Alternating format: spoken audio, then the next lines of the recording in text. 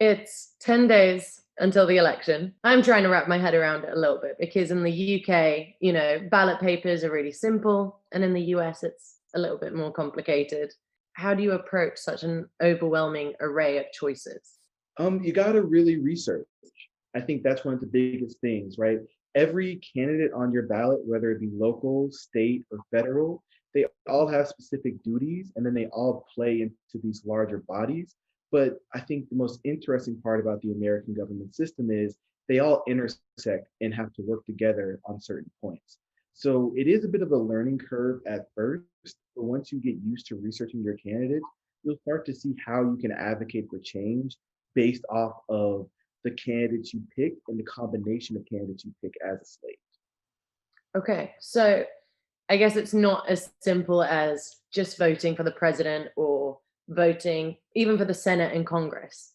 It's so let's say if you wanted to vote, for example, representatives that support police reform and ending racial injustice, where on the ballot does that change happen? That's a great question, right? So it's actually at three different levels, right? So if you want to do specific police reform, going back to the precincts in your area, you would have to vote for like the city council, right? When it comes to police reform on the state level, right, you got to do like the sheriffs, right? The sheriffs for the counties. Right. And then when you go to the federal level, you can vote in Congress people and going into a president that may want to do those things as part of their platform, right? Because then what happens is you work best when you have people all throughout all levels of government that agree on they're on the same page, right?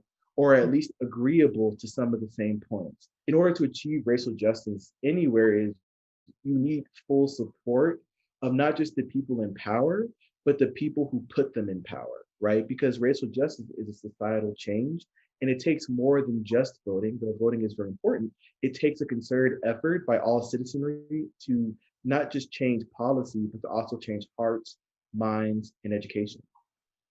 Right. So making sure that you vote for the right person who passes on these like legislations, right? Yes, yes, and making sure like they're willing to listen to you when you want to share your opinions about legislation, right?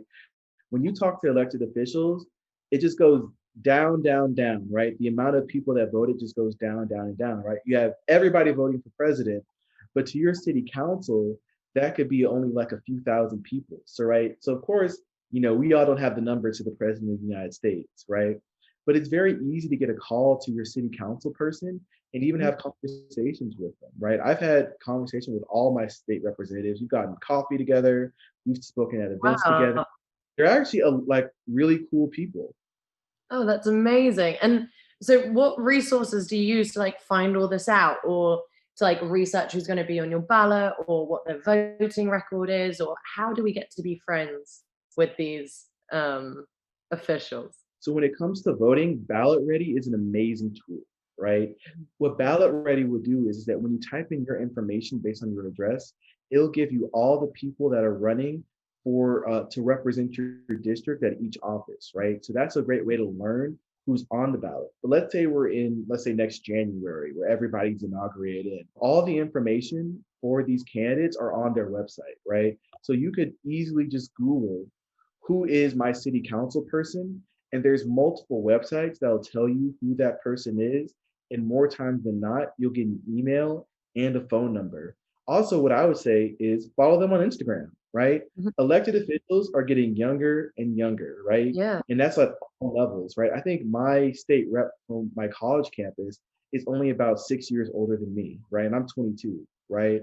So they're all on Instagram now. So you can just Okay. follow them on Instagram, like their pics. Oftentimes, especially if you're an activist, they'll follow you back and like some of your stuff. That's so great. Yeah, using social media to your advantage. I guess it's so important, especially in this day and age when it's so easily to be connected with people. It's just like, why would you not go to your first point of call and really go to them for the questions that you have and really get it firsthand. It's so that's an amazing um, idea, and I've never thought about it like that. But maybe that's something I need to do. Start following some members of parliament here in the UK. Sometimes it's not enough to ask people to change the laws for you. Mm. Sometimes you just need to step up and be the person that makes the laws yourself, right? There's so many young people. I've seen young people as old as 19 in the United States run for office. Yeah, I guess there is no age limit to, wanting to see change, and or no age bracket in the sense of how old you have to be in order to be able to be the big boss, is what I'm saying. I just want to say thank you so much for this chat, and good luck with everything. What you do is super inspiring, and I feel so lucky to have had the opportunity to talk with you. And I'm excited for everyone to watch this, and hopefully, we've made it a little bit more insightful and easy for people to understand how easy and how powerful their vote is, and getting out there and doing the down ballot races, because it's not all about the ticking the presidential candidate, but so much more than that. Absolutely. Thank you so much. Of course. Thanks for having me.